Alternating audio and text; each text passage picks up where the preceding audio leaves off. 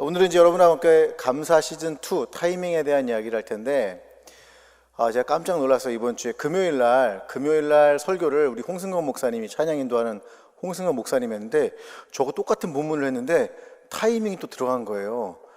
제가 너무 화난다, 일 열받는다, 왜 이러냐 막 그랬더니 우리 홍 목사님께서 말씀하시기를, 목사님하고 저는 소울메이트예요 그러더라고요. 네, 이번 주에 아주 충격적인 저 소울메이트를 만나서 제가 아주 충격을 받았던 한 주였던 것 같습니다. 제가 이번 주에 이 설교를 준비하면서 굉장히 저 나름대로 또 은혜를 받았고, 또 제 안에 있는 여러 내면과 싸우면서 여러분하고 함께 좀 오늘 이야기를 좀 빠르게 좀 나누고 또 함께 기도하는 시간 가졌으면 좋겠습니다. 성경을 보면요, 예수님께서 감사의 기도를 하는 장면이 3장면이 나옵니다. 그러니까 여러분, 예수님께서 뭐 감사를 안 했을 것 같지만 감사하셨어요. 예수님이 하나님이시지만 우리 아버지께 감사하는 장면을 보여줌으로써 우리도 어떨 때 감사해야 될지를 알려주셨는데, 그 첫 번째가 언제냐면 여러분 잘 아시는 오병이어 기적 때 감사 기도를 하십니다. 오병이어라고 하면 여러분 잘 아시는, 제가 한번 설명을 드리지만, 빈들에서, 아무것도 구할 수가 없는 빈들에서 수많은 사람들이 있는 그 장면에서 물고기 2마리와 떡 5개를 가지고 예수님이 이렇게 말씀하십니다. 하나님 감사해요. 마태복음 14장 19절에 보니까 우리 예수님께서 이렇게 감사 기도를 하는데요, 마태복음 14장 19절 다 같이 한번 읽어볼까요? 시작. 무리를 명하여 잔디 위에 앉히시고 떡 5개와 물고기 2마리를 가지사 하늘을 우러러 축사하시고 떡을 떼어 제자들에게 주심에 제자들이 무리에게 주니. 여기 축사하다라는 단어가 바로 감사하다라는 단어입니다. 그래서 번역을 원래 감사합니다라고 번역을 해야 되는데, 여러분 너무 이상하지 않습니까? 빈들에서 이 수많은 사람을 먹여야지 내가 원하는 대로 끌고 갈 수 있고, 이 수많은 사람에게 뭔가를 제공해야 되는데 손에 덜렁 들린 거는 떡 5개하고 물고기 2마리밖에 없어요. 뭘 구할 수도 없고 돈도 없고 200데나리온이나 필요해요 라고 말하고 있는데, 주님이 이렇게 그 얼마 되지 않는 떡과 그리고 물고기를 가지고 하나님을 향해서 쳐다봅니다. 그리고 하늘 향해서 주님께서 말씀하시죠. 주님 고마워요. 아버지 고마워요. 이 빈들에서 이 물고기 2마리와 떡 5개 주님 너무 감사합니다. 아버지께 이렇게 기도를 하는 장면이에요. 여러분과 저는 그 장면을, 오병이어를 읽을 때마다 사실 뭐 사람들이 먹고 배불렀다는 것보다는 이 장면이 제일 저는 항상 감동이에요. 아무것도 없는 그 빈들에서 하나님을 향해서 주님 감사합니다. 아버지 너무 감사해요. 아버지 나에게 이런 부모님 주신 것 감사해요. 아버지 나에게 별 볼 일 없는 상황이지만 이렇게 저를 사랑해 주셔서 감사해요. 이 기도가 바로 오병이어 안에서 우리가 발견할 수 있는 예수님의 기도라는 거예요. 여러분 어떨 때 감사하십니까? 합격해야지 감사하죠. 잘 돼야지 감사하죠. 그런데 아무것도 없는 상황 속에서 우리 주님은 하나님께, 아버지께 아버지 너무 고마워요, 이런 기도를 들으셨다는 거예요. 제가 얼마나 이 장면을 볼 때마다 좋은지 모르겠어요. 저는 여러분 인생 가운데서도 오병이어와 같은 빈들을 만날 때가 있을 것 같아요. 또 아무것도 없는, 여러분 손에 들린 것이 무기가 아무것도 없는, 정말 이 맨몸으로밖에 싸울 수 없는 그 어려움이 있을 것 같아요. 그때 여러분은 이 오병이어 기적을 통해서, 아니 그 기적의 문제가 아니라 아버지께 기도했던 이 예수님을 기억했으면 좋겠어요. 저는 그 예수님이 하나님께 아빠 고마워요 라고 했던 그 예수 그리스도의 기도가 저는 여러분의 기도가 되기를 주님의 이름으로 축복을 드립니다. 주님께서는 이렇게 오병이어의 기적 속에서, 아무것도 없는 그 속에서 기도를 하셨을 뿐만 아니라 또한 이런 기도도 함께 하십니다. 우리 누가복음 10장 21절을 한번 읽어볼까요? 다 같이 읽습니다. 시작. 그때 예수께서 성령으로 기뻐하시며 이르시되 천지의 주제이신 아버지여, 이것을 지혜롭고 슬기 있는 자들에게는 숨기시고 어린아이에게는 나타내심을 감사하나이다. 옳소이다. 이렇게 된 것이 아버지의 뜻이니이다. 이때도 감사 기도를 드립니다. 이게 언제 어떤 상황이냐면, 예수님이 70명의 제자를 보내십니다. 다 별 볼 일 없는 사람들이었어요. 뭐 다 그냥 뭐 어부라든지 아니면 뭐 그냥 불황자 같은 사람들이었고, 어떤 사람은 무슨 뭐 혁명당에 가입했다가 온 사람도 있고, 예수님의 제자들도 이렇게 여러 다양한 사람들이 섞여 있거든요. 보수층도 있고 진보층도 있고 다 섞여 있는데, 그들 중에서 12명만이 아니라 그들이 또 70명의 제자군을 이뤄서 주님께서 명령을 하십니다. 여러분 주님이 뭐라고 명령을 했을까요? 정치해라? 아니 그런 거 안 하셨어요. 너희는 가서 병을 고쳐주고 복음을 전해라, 그렇게 명령하셨어요. 여러분 이 명령 되게 중요하죠. 그리고 그들은 그 예수님의 권능을 위임받아서 세상을 향해 나갑니다. 그리고 그들에게 치료를 해주고 그들에게 복음을 전합니다. 그리고 돌아왔어요. 돌아오는데 예수님이 기도하면서 보시니까 어떤 일이 벌어졌냐면 악한 사단이 하늘로부터 떨어지는 것을 보신 거예요. 이 제자들은 자기가 그런 일이 있는지도 몰랐지만 그 영적인 싸움에서 어마어마한 싸움 속에서 이기고 돌아왔다라는 그 승전보를 주님이 들으시고 아버지께 기도합니다. 아버지 고마워요. 진짜 대단한 사람들이 밖에 많죠. 종교 지도자도 많고 많이 배운 사람도 많고 권력 있는 사람도 많은데 아무것도 없는, 정말 우리나라 말로 시쳇말로 개뿔도 없는, 아무것도 알지도 못하고 무식한 이들이 하나님을 알고 하나님의 비밀을 알고 그리스도 예수를 따라가게 하시니 감사해요 아버지. 이렇게 기도하신 거예요. 여러분, 우리의 기도와는 좀 이상하게 차원이 좀 있지 않습니까? 레벨이 좀 다른 것 같아요. 우리는 뭐가 소유가 돼야지 감사한데 주님은 그게 아니라, 주님 이 사람들이 예수님을 따르게 하셔서 감사합니다. 그리스도의 십자가를 따르게 하셔서 감사합니다. 그 아버지의 뜻이 무엇인지 깨닫게 하시니 감사합니다 라고 주님이 아버지께 감사의 기도를 드리는 거예요. 부족하고 결핍된 이들 속에 그리스도 영을 넣어주시고 그들이 아버지의 뜻을 알게 하시니, 그리고 그리스도 예수를 따라가게 하시니, 그들이 그리스도 예수를 따라서 세상에 복음을 전하게 하시니 그걸로 저는 감사합니다라고 아버지께 이렇게 기도하는 장면, 우리 리더들의 마음인 것 같아요. 우리 리더들이나 사역자들이나 여러분이 매 주마다 세상에 나가서 얘들이 또 잘 살 수 있을까 이렇게 고민하는 기도, 잘 살 줄 믿습니다 그러면서 내가 막 힘들어지고 막 이럴 수 있어요. 그런데 이 예수님의 이런 기도들, 이런 감사의 기도들이 성경에 쭉 드러나는 거죠. 그리고 세 번째 감사 기도가 바로 오늘 여러분과 제가 읽은 이 본문 안에 들어있는 감사의 기도입니다. 근데 여러분, 이 본문을 이야기할 때마다 항상 빠지지 않고 던지는 의문이 있어요. 저의 소울메이트인 우리 홍승건 목사님도 던진 질문이에요. 어떤 질문이냐? 나사로라는 사람이 죽게 되었는데 주님이 빨리 달려가지 않고 어떻게 하십니까? 이틀이나 유하는 장면이 나와요. 이틀을 지체를 시킵니다. 왜 그랬을까요? 라고 하는 질문을 모든 목사님들이 대체로 던집니다. 저 역시 오늘 여러분께 그 질문을 던지고자 합니다. 여러분, 예수님은 왜 즉각 가서 고쳐주시지, 왜 평소 때 같으면 진짜 잠도 안 주무시고 저녁 식사도 거르시면서 그들을 즉시 막 고쳐주셨는데, 당신이 사랑하는 가족이었던 이 나사로, 왜 이 친구의 죽음 직전에 가서 치료해 주시면 나았을 텐데 그를 죽을 때까지 기다리셨을까? 저는 이 장면을 오늘 여러분과 함께, 과연 예수님은 그 장면 속에서 왜 감사할까? 너무 무섭지 않아요, 여러분? 죽는 걸 딱 보고서 아버지 감사합니다 뭐 이런 장면이, 저는 가끔 상상을 이렇게 해요. 죄송해요 여러분. 근데 저는 그게 의문이 드는 거예요. 아니 도대체 뭐가 감사해? 예수님이 늦어가지고 죽었는데 뭐가 감사해? 그런데 오늘 여러분과 함께 그 이야기와 그 장면을 통해서 과연 주님은 무엇을 감사하고 계시는 것인지 그 이야기를 여러분하고 함께 나누려고 합니다. 오늘 이야기는 여러분 10장부터 이어져 오는, 10장에 보니까 예수님이 나는 선한 목자라 하면서 목자와 삭군에 대한 이야기를 하십니다. 그러면서 유대인들이 반대를 하죠. 네가 무슨 목자야? 막 하면서 막 싸우는 장면입니다. 그리고서 주님께 비보가 하나 전달이 됩니다. 그 비보는 여러분 잘 아시는 오라버니였던 나사로, 그리고 마르다 마리아가 살던, 아마 부모님이 일찍 조실 부모하셨던 것 같아요. 일찍 돌아가셨던 것 같은데, 얘기를 하는 겁니다. 전화가 온 게 아니죠. 그 당시 전화가 없으니까, 죄송해요. 전화가 없으니까 누군가 막 달려왔겠지. 막 배달해서 막 달려왔겠지. 멀지 않은 곳이니까 막 달려와서 주님 보고할 게 있습니다. 그래 뭐냐? 그 보고자가 말하는 거예요. 주님이 그렇게 사랑하시는 나사로가 병에 걸려서 지금 죽기 직전입니다.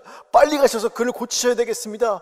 아니 그래, 내가 빨리 가서 그를 고쳐주리라 라고 해야 되는데, 주님이 그렇게 촌각을 다투는 시간 속에서 그렇게 말씀하지 않으시고 이상한 대답을 하십니다. 우리 요한복음 11장 6절의 말씀을 한번 같이 읽어보도록 하겠습니다. 시작.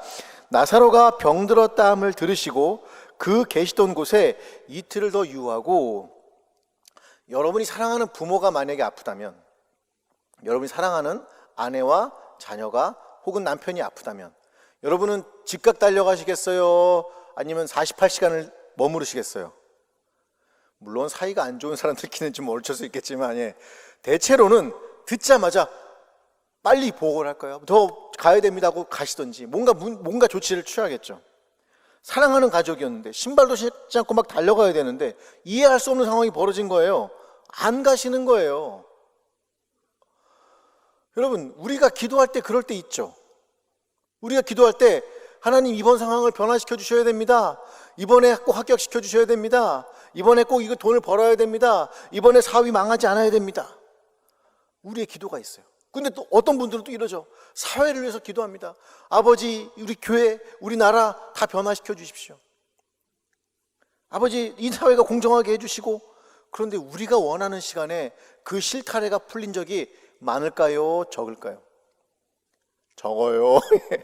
이쪽에 우리 어머니도 원망의 소리가 가득하게 들리는데, 저도 살아가다 보면 내가 원하는 시간에, 내가 원하는 타이밍에 나의 스케줄에 맞춰서 하나님이 기도에 응답하신 게 극히 적어요.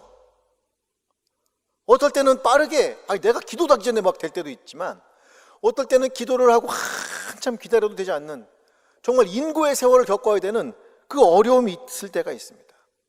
우리는 그 상황이 뭔가 변하기를 원하지만 우리가 원하는 시간과 우리가 원하는 스케줄에 그 모든 것이 변한 적은 거의 없어요. 여러분, 이게 우리 인생이에요. 근데 우리는 분노하죠. 왜? 내가 원하는 시간에 안 되니까.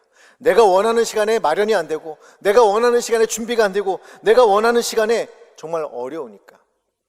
그게 우리 기도예요. 우리 개인뿐만 아니라 사회도요. 사회 변화가 여러분 마음대로 되나요? 여러분이 불공정함을 어떻게 느낄 수가 있어요? 회사 가거나 군대 가거나 어디 가면 불공정함을 느낀단 말이에요. 확 뒤집어져야 되는데 뒤집어지던가요? 저놈이 잘려야 돼. 저놈이 잘리면 되는가요? 또 조직이 돌아가고. 희한해요. 내가 원하는 시간에, 내가 원하는 타이밍에, 내가 원하는 것이 이루어진다는 건 정말 이건 어마어마한 기적인 거예요. 어마어마한 기적이에요. 현실은 그렇지 않습니다. 이런 현실을 살아가는 우리들은 우리가 마리아와 마르다처럼 이렇게 기도와 이야기를 할 수 있을 것 같아요. 요한복음 11장 21절과 32절을 한번 읽어볼 겁니다. 당혹스럽죠. 그녀들 나사로의 동생이었던 그 두 자매가 이렇게 얘기를 합니다. 우리 21절부터 읽습니다. 시작. 마르다가 예수께 여짜오되 주께서 여기 계셨더라면 내 오라버니가 죽지 아니하였겠나이다. 주님이 여기 계셨다면 내 오라버니가 죽지 않았겠습니다. 마리아도 똑같은 얘기를 합니다. 32절 한번 읽어봅니다. 시작. 마리아가 예수 계신 곳에 가서 배웠고 그 발 아래 엎드려 이르되 주께서 여기 계셨더라면 내 오라버니가 죽지 아니하였겠나이다 하더라. 저는 이 두 자매의 기도를 들으면서 굉장히 공감이 갔어요. 공감이 갈 뿐만 아니라 어떤 생각이 들었냐면 이렇게 이해됐어요. 주님, 내 시간표에 좀 맞춰주었으면 이 죽음이란 걸 경험하지 않았지 않겠습니까? 내 타이밍과 내 시간표, 내 스케줄에 좀 맞춰주셨으면 얼마나 좋았겠어요, 주님. 하나님, 그러나 이미 모든 게 끝났어요. 이제 끝났어요. 죽음이 끝이잖아요. 모든 게 끝났어요. 내 스케줄과는 이제 벗어났고, 내 스케줄에서 벗어났고, 내 타이밍에 벗어났고, 나와는 이제 상관이 없어요. 왜요? 죽음을 경험했기 때문에 그래요. 어떤 분들은 대들 수 있죠. 하나님 나한테 이러실 수 있어요. 그럴 수 있어요, 여러분. 저도 젊은 시절에 그랬어요. 한번 차이고 그럼 제가 항상 말씀드리면 이제 차일 얼굴은 아닌데 차일 때가 있어요. 왜 웃으세요, 장로님?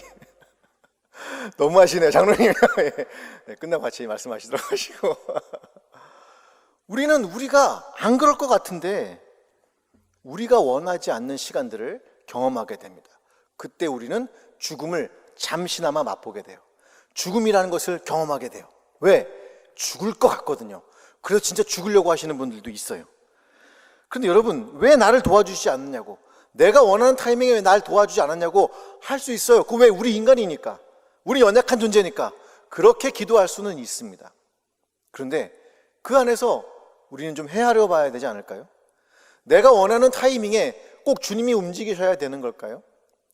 내가 원하는 시간, 내 스케줄표에 주님이 나를 맞춰야 되는 걸까요? 아니면 여러분과 제가 주님의 스케줄에 맞게 가야 되는 걸까요? 수많은 사람들은 반대로 생각하는 거죠. 왜 내 스케줄에 안 맞춰주세요? 근데 주님은 뭐라고 하십니까? 왜 내 스케줄에 안 맞춰주니? 라고 여러분께 물어보실 수 있을 것 같아요. 저도 짧지 않은 세월을 살았지만, 그렇다고 또 긴 세월을 사는 건 아니지만, 인생의 반이 지나고 이 남아있는 시간들을 돌아보면서 그런 생각이 들더라고요.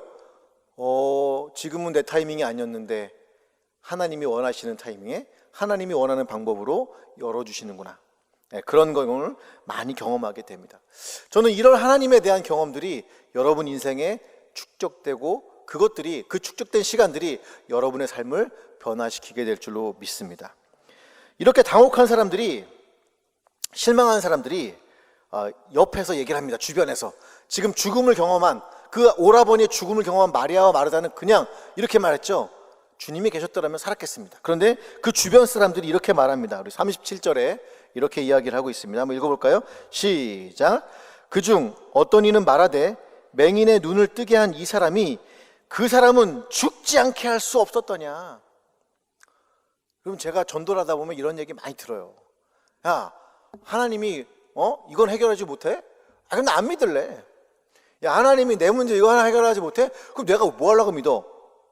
라고 하는 친구들을 많이 봐요. 친구뿐이 아니라 모든 어른들도 그래요. 그렇잖아요, 여러분. 여러분도 그럴 때 있잖아요, 그죠? 하나님 이번에 내 얘기 안 들어주시면 나 그냥 막 그냥 할 거예요. 그냥 뭐 이럴 때가 있어요. 눈을 막 거기 뜨면서. 예. 여러분, 근데 이 원망하는 내용, 죽지 않게 할 수 없었을까? 아니, 꼭 그렇게 해야만 해? 학교에 안 떨어지게 하면 안 돼? 예? 우리 엄마 아빠 아프지 않으면 안 돼? 그런 이야기는 당연한 거예요. 제가 계속 당연하다고 말씀드리는 건 우리는 연약하기 때문에 그래요. 제가 왜 이 얘기를 하냐? 여러분이 머리로 모르는 게 아니거든요. 제가 이번 주에도 어떤 분을 뵈니까 그분이 이제 부모님을 잃은 슬픔을 얘기를 하는 거예요. 이분이 신앙이 좋아요. 근데 이렇게 얘기를 하시더라고요. 머리로는 다 알겠어요. 우리 부모님이 천국 간 거, 그리고 우리가 슬퍼하지 말아야 될 것, 그리고 우리의 신앙은 바뀌지 말아야 될 것, 그 모든 것이 머리로는 알아요. 근데 마음이 너무 아파요. 그러시는 거예요. 우리들 모습이잖아요. 우리는 알아요. 맨날 노상진 목사가 뭐라고 해요? 인스파이트 오브 감사. 그럼에도 불구하고 감사해야 돼 라고 얘기를 해요. 그럼 여러분, 저는 어떨까요? 저는 인스파이트 오브 감사를 매일 실천할까요? 아니에요, 여러분. 마음이 아프면 머리는 알아요. 그런데 감사하거나 하나님께 제대로 가지 못해. 너무 슬프죠. 그 슬픔 때문에 울음바다가 되는 거예요. 이걸 이뤄주시면 안 됐겠습니까? 죽지 않게 하시면 안 됐겠습니까? 아니, 왜 다른 사람들은 눈도 뜨게 해주시고 다 살리시는데 왜 내 자식의 문제, 내 삶의 문제, 내 부모의 문제, 내 인생의 문제, 왜 나로 하여금 죽음을 경험하게 하십니까? 라고 여러분과 저는 그렇게 말할 수 있어요. 사람이니까. 머리는 아닌 거 알지만 마음이 너무 아프니까 그럴 수 있다는 거예요. 그런데 이 죽음의 현장에 이렇게 늦게 오신 주님께서 이렇게 기도를 하십니다. 11장 41절 다 같이 한번 읽어봅니다. 시작. 돌을 옮겨 놓으니 예수께서 눈을 들어 우러러보시고 이르시되 아버지여 내 말을 들으신 것을 감사하나이다. 나사로의 무덤 앞에서 돌 좀 치워놔라 말씀하시고 뭐라고 하신다고요? 하나님 감사해요 라고 기도한 거예요.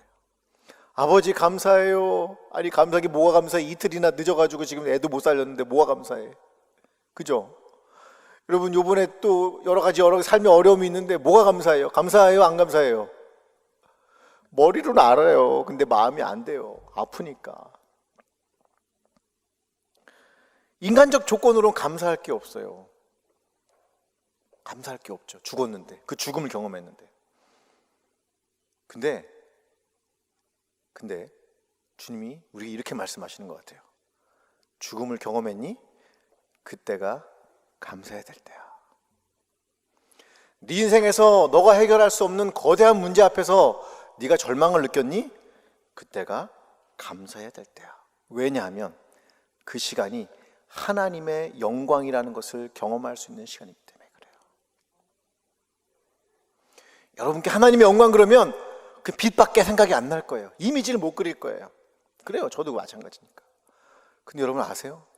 그 하나님의 영광스러움이라고 하는, 그 하나님의 영광이라고 하는 이 광채가 여러분과 내게 있다면, 그 하나님의 영광이 드러나는 것이라면 그것 때문에 우리의 죽음도 감사할 수 있다라는 거예요.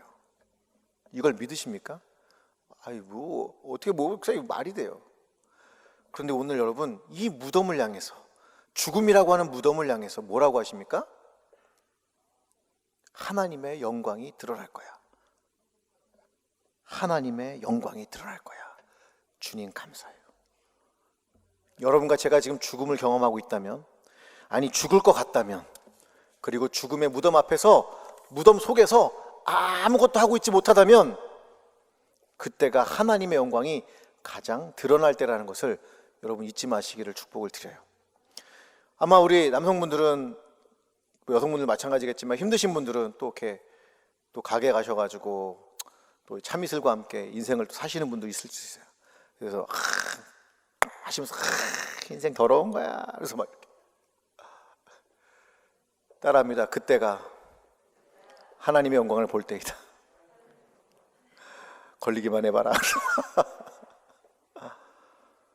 여러분, 우리가 죽을 것 같은 그 시간이 하나님의 영광을 볼 때예요. 왜냐하면 죽어있는 나사로가 살아날 수 있는 시간이기 때문에 그래요.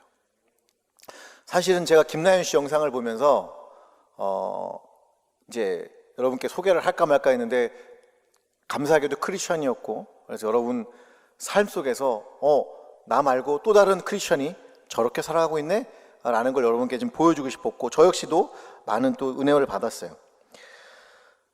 근데 그녀가 여긴 나오지 않았지만 다른 인터뷰에서 물어봅니다.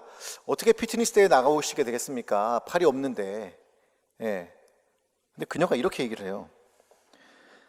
많은 장애인이 밖으로 나오는 것을 기피하고 있다. 처음에 나도 그랬다. 그런 분들에게 사기를 북돋아주기 위해 출전했다. 저는 이 이야기가 뭐하고 오버랩이 됐냐면, 주님이 지금 나사로의 무덤 앞에 딱 계시는 거예요. 근데 나사로가 죽어가지고 못 나오는 거예요. 우리도 힘들면 못 나오잖아요. 집에 처박혀 있거나 다른 데 숨어 있거나 교회 안 나오고 잠수 타고, 잠수만 타봐라 그냥. 잠수 타서 연락도 안 되고 막 그냥 힘드니까, 너무 괴로우니까, 자기 인생을 드러내기 싫으니까. 근데 김다현 씨가 얘기를 하는 거예요. 많은 장애인들이 밖으로 나오는 걸 기피하고 있고, 처음에 나도 그랬는데 그들이 밖으로 나오게 하고 싶습니다. 그래서 내가 비록 팔은 없지만 열심히 운동을 해가지고, 다른 사람보다 몇 배 운동을 해가지고 그분들도 이 세상으로 나오게 하고 싶습니다. 예수님께서 나사로의 무덤 앞에서 뭐라고 외치십니까? 따라합니다. 나사로야, 나와라!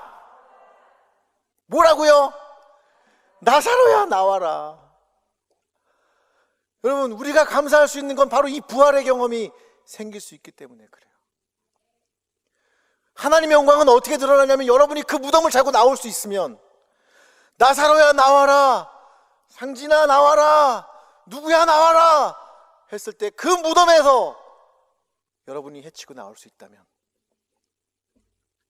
그러면 여러분, 하나님의 영광이 오늘 여러분을 통해 드러나게 될 줄로 믿습니다. 혹시 이 설교를 들으시면서 삶에서 내 희망이 없고 그냥 멍 때리며 살았던 분들이 있다면, 오늘 그것이 아니라 그 죽음의 밭에서, 그 죽음의 무덤 가운데서 이제 살아나오시기를 주님의 이름으로 축복을 드립니다. 마음은 아프지만, 힘들어서 내가 고개도 들 수 없고 때로 하나님 원망스럽지만, 그 죽음의 무덤에서 여러분을 주님께서 부르실 때 나오시기를 주님의 이름으로 축복을 드립니다. 이제 손을 들어서 여러분 가슴에 손을 대고 이렇게 외칩니다. 자기 이름을 대면서, 상진아 나와라. 상진아 하면 안 돼요. 그건 나니까 그냥. 또 그러기만 하면 안 됩니다. 자, 한번 해볼까요? 하나 둘 셋 하면 누구야 나와라 하고 외치는 그 주님의 음성을 한번 여러분 선포하는 겁니다. 하나 둘 셋, 상진아 나와라. 할렐루야. 여러분, 일주일 동안 여러분 삶에 있는 모든 그 무덤에서 그 주님의 부르심을 통해서 나오시고, 그 죽을 때, 죽음이 임박할 때, 아니 그 죽어 있을 때, 그때가 바로 하나님의 영광을 드러내는 시간이기에 감사할 수 있다는 것을 여러분 기억하시기를 주님의 이름으로 축복을 드립니다.